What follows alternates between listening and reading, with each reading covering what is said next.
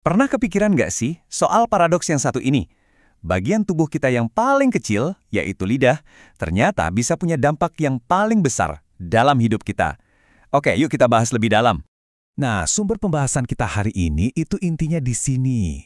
Ini bukan ide baru ya, tapi pengingat yang relevan banget. Sesuatu yang kelihatannya kecil, tapi punya kekuatan atau bahkan kesombongan untuk melakukan hal-hal yang luar biasa besar.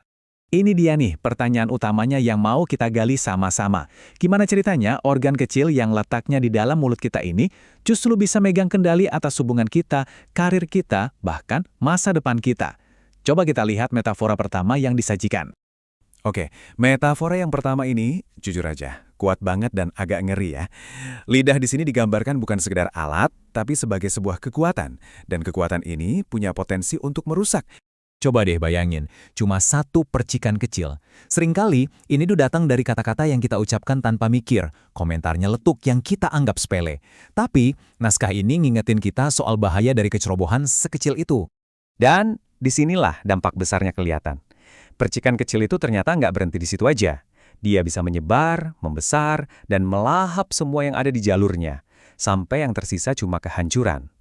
Nah, seperti itulah kekuatan kata-kata yang nggak terkendali.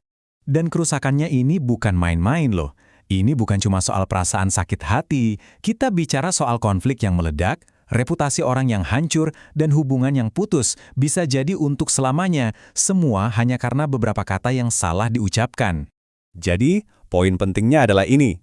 Kekuatan yang sama besarnya untuk menghancurkan, ternyata juga bisa jadi kekuatan untuk membangun.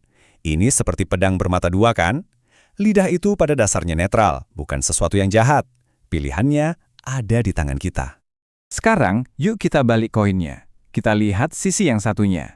Kalau tadi lidah bisa jadi api yang merusak, ternyata ia juga bisa jadi sumber kehangatan dan kehidupan.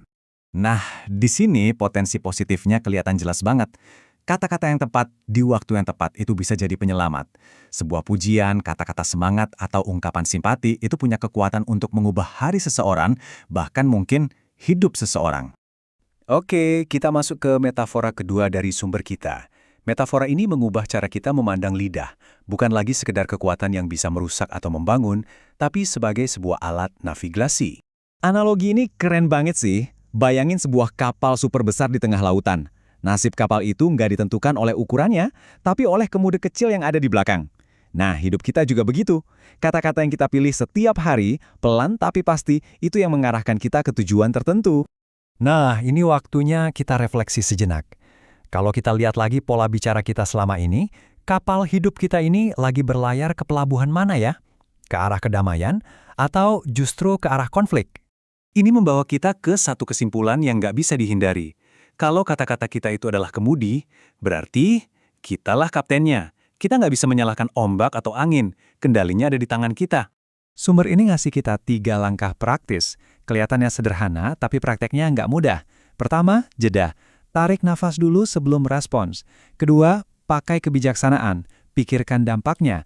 Dan ketiga, luruskan niat. Apakah kata-kata ini akan membawa kasih dan kebenaran? Inilah tujuan utamanya.